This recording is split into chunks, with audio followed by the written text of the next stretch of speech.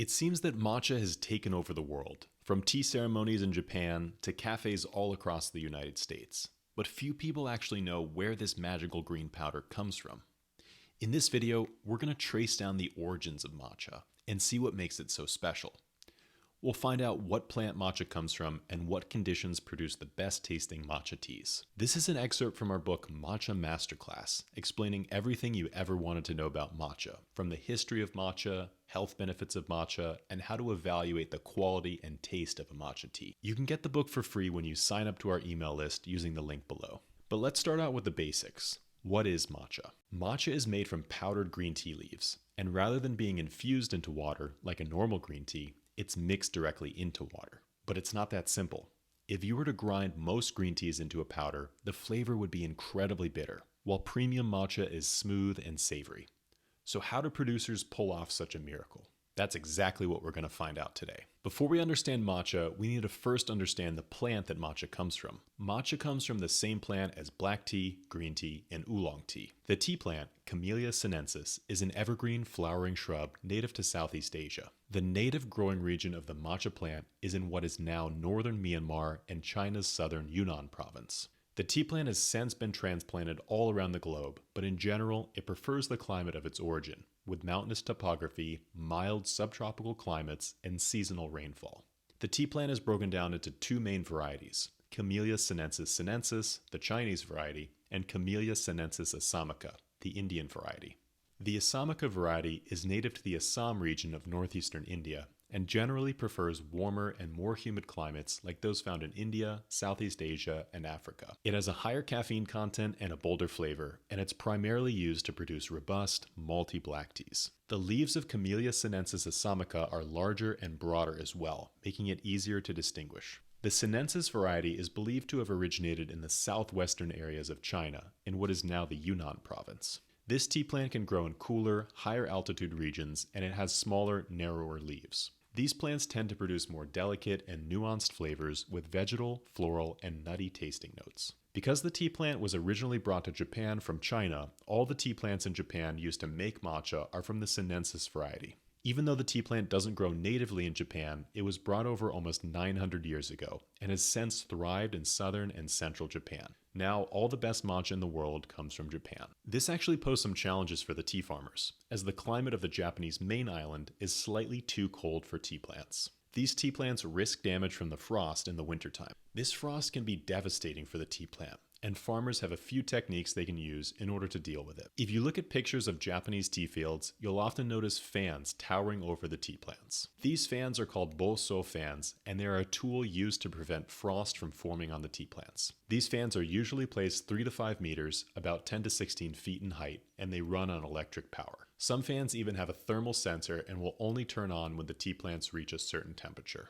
Cold air is denser than hot air, so it will sink down and hang around the tea plants. These fans help circulate the air so warmer air is mixed in, which raises the temperature of the tea plants. Just like with fans, you might also associate sprinklers with cooling, but they can actually keep the tea plants just warm enough to avoid the frost. As long as the water is circulating, the tea plants can be kept just above freezing and frost can be avoided. The sprinklers work as a temporary solution, and they can help get the tea plants through the night until the morning sun can warm them up again. Finally, the tea plants can also be insulated from the cold. By applying a type of mulching, like straw, wood chips, or shredded leaves, you can create a barrier between the base of the tea leaves and the cold air. This not only protects the tea plant from the cold, but it also provides additional nutrients and water retention to the soil. The tea plant can either be planted by seed or by a clipping. These are known as seed-propagated and clonal tea varieties. Within the two main varieties of sinensis and assamica, the tea plant can be broken down into hundreds of different subcategories or cultivars.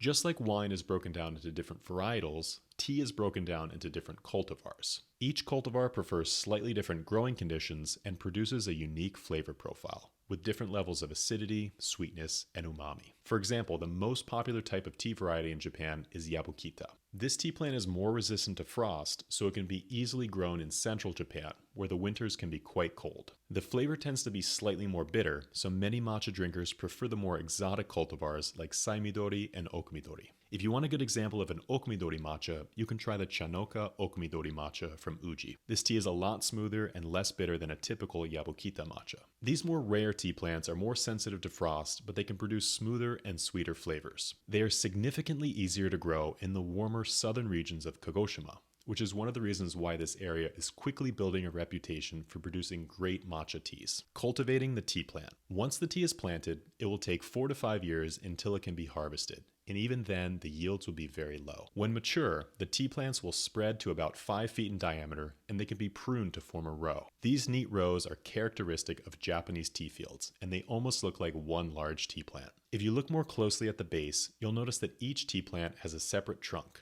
but the foliage at the top is almost fused together. While the tea plant can live for hundreds of years, or possibly even thousands of years, in Japan, younger tea plants are more desirable. These younger tea plants are believed to offer more vitality, a higher yield, and they're easier to harvest. In China, older tea trees are considered to produce richer, more complex teas. For matcha, the plants between 8 and 25 years old are considered optimal.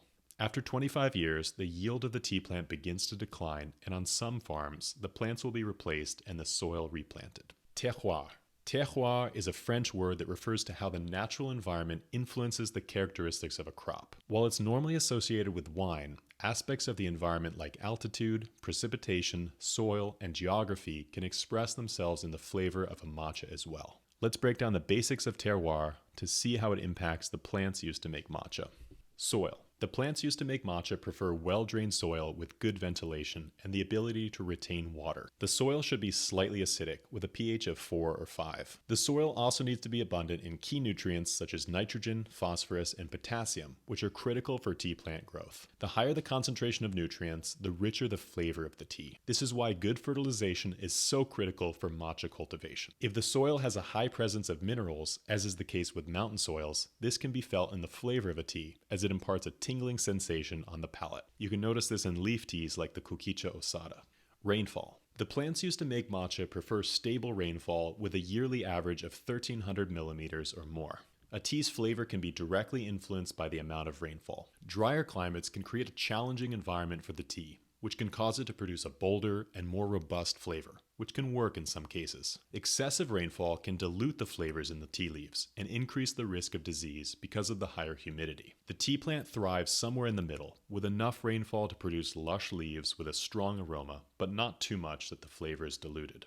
Next, we have temperature. The tea plants used to make matcha prefer subtropical conditions, with an average temperature between 57 and 60 degrees Fahrenheit. Higher temperatures will promote rapid growth, which can lead to bitterness and a lack of complexity. In cooler climates, the tea plant grows slowly and has more time to develop a spectrum of flavor profiles. But if the temperature gets too cold, the plant is at an increased risk of frost. Just like with rainfall, there's a golden zone between too hot and too cold that produces the perfect tea plants for matcha. Next, we have elevation. Compared to the lofty 1,000-meter plus heights of Chinese teas, Japanese teas are grown relatively low. By Japanese standards, an elevation of 300 meters or more is considered to be high. Just like cooler temperatures can slow the growth of the tea plant, so too can the thinner air of higher altitude tea plantations. This leads to a longer maturation of the flavors and a more complex taste in the tea. Finally, we have fog and natural shade. Less sunlight can produce a smoother and sweeter tasting tea, and sometimes this can be achieved through natural shading. Farmers like Mr. Noike claim that the nearby forest provides the tea plants with partial shading throughout the day, and others say that the fog in the morning and evening protects the tea plants from direct sunlight.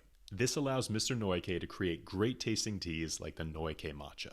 Either way, the plants used to make matcha prefer not to have direct sunlight for the entire day, so anything that can particularly shade them will help with the development of the flavors. But can you actually notice these flavors in the final matcha tea? If you want to try for yourself, you can try out our matcha sampler, which includes many different matcha teas from all over Japan. These teas are sourced from different regions, different cultivars, and different tea farms. If you really want to expand your palate and see how subtle differences in the tea plant and its environment can lead to big differences in flavor, we would recommend trying this out. In the next section, we're going to talk about the matcha harvest. If you don't want to wait for the next video, you can download the book using this link and you'll get 150 pages teaching you everything you've ever wanted to know about matcha tea. Please be sure to like and subscribe so you can get the next video as soon as it comes out. Thank you all so much for watching. We'll see you next time.